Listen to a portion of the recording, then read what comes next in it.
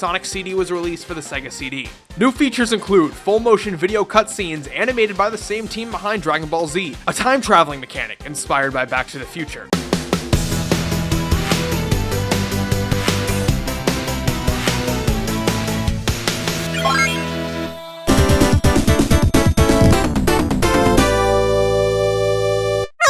After Sonic 2's massive success and the failure of the Sega CD, Sega of Japan began work on Sonic 3, with one goal: to make a game that was bigger and better than the American-produced Sonic 2. Sonic 3 saw the return of the original Sonic team, who planned to create a huge game with one massive storyline. Sonic 2 had the focus of two-player gameplay, but Sonic 3 would focus on 3D gameplay mechanics. In order to expand upon the franchise further, a new character was added: Knuckles. Knuckles was the second rival to Sonic. Originally designed as a mole with a Nike logo on his chest, his character eventually turned into an echidna. His ability to dig and the crescent moon on his chest are reminiscent of this. Sonic 3 was set to be a massive game with a very long development cycle.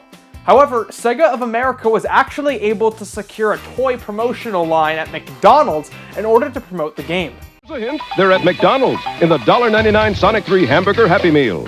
Sonic launches with a push of a button, Tails flies who knows how high, and Robotnik barely dodges disaster. There's even this sweepstakes thing. Because of the cost of memory storage on cartridges and the promotion, it was decided that Sonic 3 would be released in two separate parts. On February 2nd, 1994, 3 months before the Japanese version, Sonic 3 was released in North America. New features include the ability to save your game progress, a boss battle for every act of the game, being able to control Tails' flying ability, along with the second player being able to lift Sonic. Sonic now has an instant shield while jumping. Elemental shields allow the players to breathe underwater, magnetically collect rings, and protect the player from fire. While playing as Sonic, the elemental shields give him different abilities. He can bounce, dash forward while jumping, and perform a double jump, and a new special stage to recollect the Chaos Emeralds. And hey, it doesn't suck this time. Finally, a soundtrack composed by Leon Kompowski. For years, fans speculated that Michael Jackson actually had his hand in the production for music in Sonic the Hedgehog 3.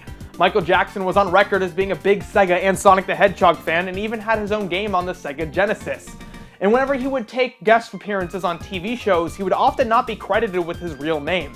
Now, as for why fans speculated why he didn't take credit in the game, it either had to do with Sega not being comfortable about his sexual abuse allegations at the time and not wanting to credit him, or Michael Jackson not being confident with the music that was able to come out of the Sega Genesis sound chip.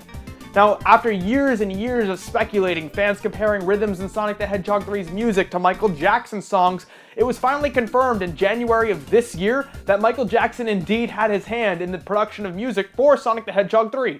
The story of Sonic 3 begins right after the ending of Sonic 2. Sonic and Tails investigate an island after collecting all 7 Chaos Emeralds. Then Knuckles happens, he steals the Chaos Emeralds, he chuckles, and Sonic just watches and the game begins. I'm gonna be honest, out of all the classic Sonic games, Sonic 3 is the worst visually. Since 3D was supposed to be the theme for Sonic 3, Sega tried to cram in as much detail into all the set pieces and character models as possible.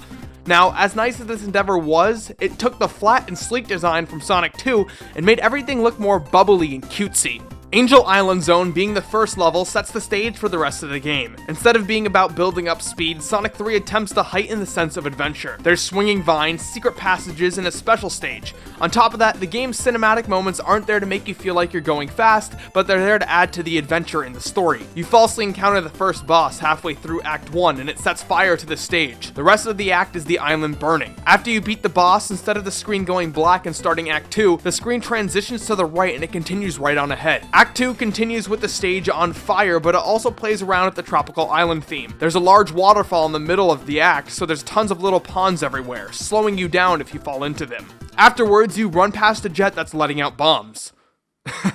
Tails, you okay? You okay there, little buddy? Alright, just say something if you need me.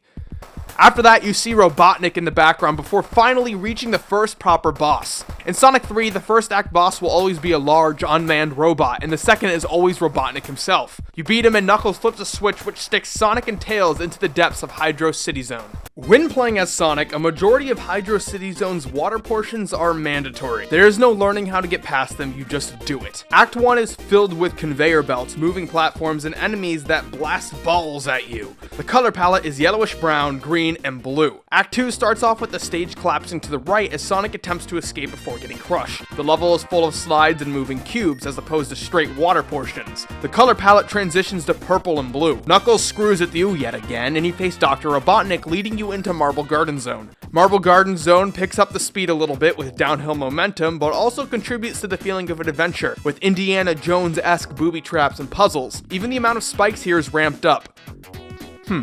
One cool thing about a series continuing for a while is it can start playing with the tropes of the series to surprise the player. The boss in Marble Garden Zone has Sonic and Tails flying through the air as Sonic jumps from Tails' grasps. The level darkens and transitions into Carnival Night Zone, which is one of the most frustrating levels in the whole series. Halfway through, ya boy Knuckles turns off the lights and floods the stage, adding more water portions to the game. There's also this barrel thing that anyone who has ever played this game has had trouble with. My opinion?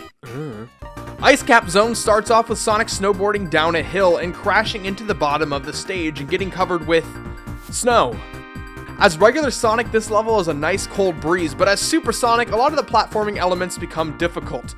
There's a moment when you have to jump off of a never-ending slide at a particular moment, and as you do, there's a spring waiting to push you back onto the slide.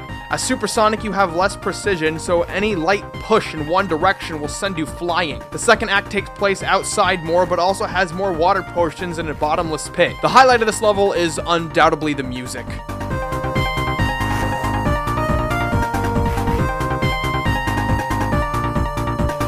Launch Base Zone is the final level of Sonic 3, and the difficulty is just toned way down because there's a trick you can do to get infinite lives in the beginning of the stage. Anyways, you beat Robotnik and the game ends on a very low note.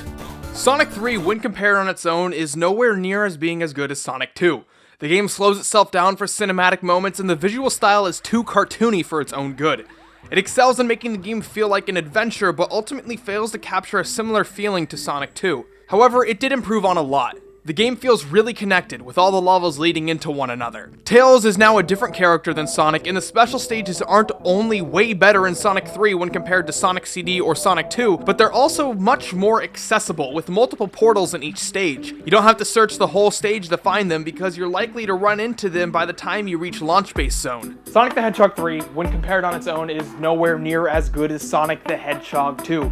It slows down the game for an adventure-type feeling and is way too cartoony for its own good. However, it does excel at making this big feeling of adventure, but ultimately loses the appeal that Sonic the Hedgehog 2 had. Sonic 3 was developed in congruence with Sonic and Knuckles, so in order to find out which classic Sonic game is the best, we must look at the complete combined version, Sonic 3 and Knuckles.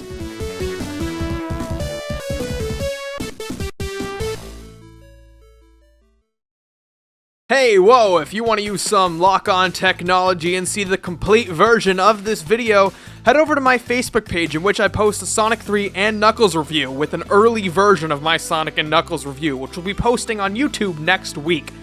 Besides that, if this is your first video of mine, please consider subscribing. I got a new video coming next week, as I just said, as well as some other stuff coming in the completion of my Sonic the Hedgehog retrospective. Other than that, if you want to stay up to date, please follow me on Facebook and Twitter. Also, have a nice day.